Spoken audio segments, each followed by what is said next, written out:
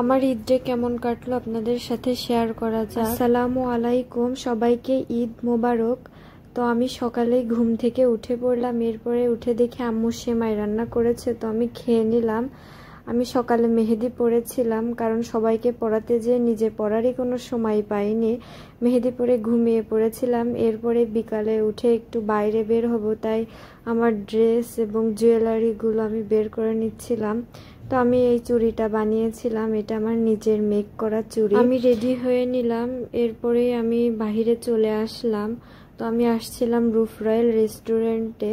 তো এসে দেখি দাঁড়ানোর মতো কোনো জায়গা নাই, এত পরিমাণ রাশ ছিল। আমি দাঁড়িয়েছিলাম আয়নার সামনে, একটু চুল ঠিক করছিলাম। তো দেখি মাইশা আপু একটা ভিডিও নিচ্ছে, তো আমি একটু সুন্দর করে পোজ নিলাম। আমরা দুইজন এক ফ্রেমে একটু ভিডিও করে নিলাম, যেহেতু বসার কোনো জায়গা পাচ্ছিলাম না। দাঁড়িয়ে বসে সব জায়গা ছবি তুলছিলাম আর ওয়েট করছিলাম কখন একটু ফাঁকা হবে। অনেকক্ষণ ওয়েট করার পরে আমাদেরকে একটা টেবিল ম্যানেজ করে দিল, তো আমরা সবাই বসে পড়লাম। এত পরিমাণ ক্রাউড ছিল যে খাবার আসতেও অনেক লেট হচ্ছিল, তা আমি একটু নিজের ভিডিও করে নিচ্ছিলাম। তো এরই মাঝে আমাদের খাবার চলে আসলো। এদিকে আমি খাচ্ছিলাম আর মৌসি আপু আমার ভিডিও করে নিয়েছে। আমি ঠিকই পাইনি, তো ক্লিপটা সুন্দর ছিল বলে অ্যাড করে দিলাম। মৌসি আপুর সাথে একটু ভিডিও করে নিলাম। সে অনেক ভালো মনের মানুষ, অনেক সুইট একটা মেয়ে।